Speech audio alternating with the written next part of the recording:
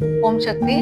சிறப்பு பார்வை அருள் திரு அம்மா அவர்களால் பரவும் புத்துயிர் ஊற்றும் ஆற்றல் பதிவு 7 தொடர்ச்சியை கவனிப்போம். நன்றிகள். தகவல் நூல் சக்தி ஒளியிதழ் செப்டம்பர் 2021. புதுக்கோட்டை நகரத்தில் உள்ள மன்றத்தில் சக்தி மாலை அணிந்து பக்தர்கள் ஆலயம் சென்று வந்தனர். அப்பெண்மணியும் மாலை அணிந்து கொண்டார்.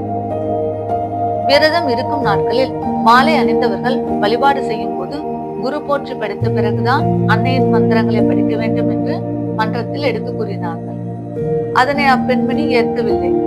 உடன் மன்றத்தினர், இது எங்கள் வழிபாட்டு முறை, உங்களுக்கு உணர்த்த வேண்டும் என விரும்பினால் அம்மா அவர்களே உணர்த்துவார்கள், போக போக புரிந்து கொள்வீர்கள் என்று சொல்லிவிட்டனர்.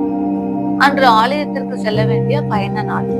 அப்பெண்மணி தன் இருப்பிடமான தஞ்சையிலிருந்து புதுக்கோட்டை வருவதற்காக தஞ்சை பேருந்து நிலையத்தில் நின்ற பொழுது அவர் கண்களுக்கு அருள் திரு அம்மா அவர்கள் அருள் நிலையில் வேம்பினை ஏந்தியபடி பார்க்கும் இடமெல்லாம் தெரிய மானசீகமாக, அம்மா என்னை மன்னித்து விடுங்கள், நான் தெரியாமல் கூறியது தவறு என்று வேண்டிக் கொண்டார். பின் மன்றம் வந்து தான் பெற்ற அனுபவத்தை கூறி மகிழ்ந்தார். எண்ணிக்கையில் பரவலாக ஒரே சக்தி தோன்ற முடியும் என்பதை நாம் உணர வேண்டிய கருத்தாகும். கவனித்து அறிந்து கொள்வதற்கு நன்றிகள். தொடர்ந்து கவனிப்போம். ஓம் சக்தி.